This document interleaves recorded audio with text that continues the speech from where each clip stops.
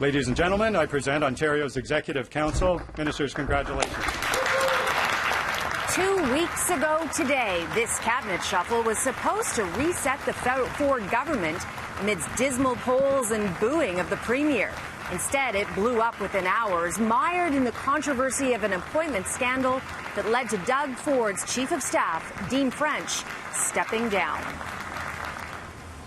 And now we are in the dog days of summer when Queen's Park is a ghost town. Now, the Ford government must be hoping this patronage mess will die down, but the Liberals are doing everything they can to keep it alive. They've asked the Integrity Commissioner, David Wake, to investigate, but he sent them back this letter saying even if he did investigate and even if he found a huge scandal, he would never be able to release it publicly. He would have to give it to Doug Ford, and it would be up to him to release it. So it seems that there are gaps in the checks and balances. Here's what the interim Liberal leader had to say about it. Mr. French was someone of tremendous influence in this government. His track record includes directing police to make arrests, sole sourcing a custom van for the Premier, or his involvement in the attempted appointment of Mr. Tavernier as OPP Commissioner.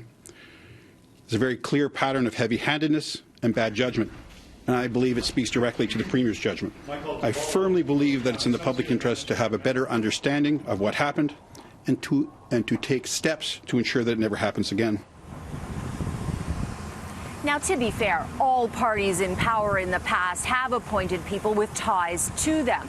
But in this one case that got Dean French in so much trouble, a 26-year-old who played lacrosse with his son was appointed to a $165,000 job in New York. Now, there is an appointment review committee that is supposed to be able to interview appointees if they have questions, but they only have 30 days to do so. If they aren't able to interview them within 30 days, the appointment is rubber stamped, and the NDP say the Ford government has been stonewalling them on this appointment process.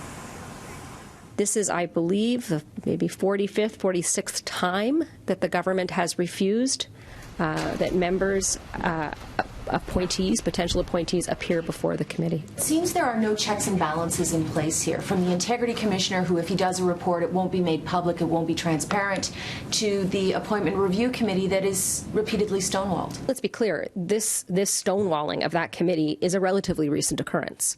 I mean, this has happened every single opportunity that the government has had under the Conservatives.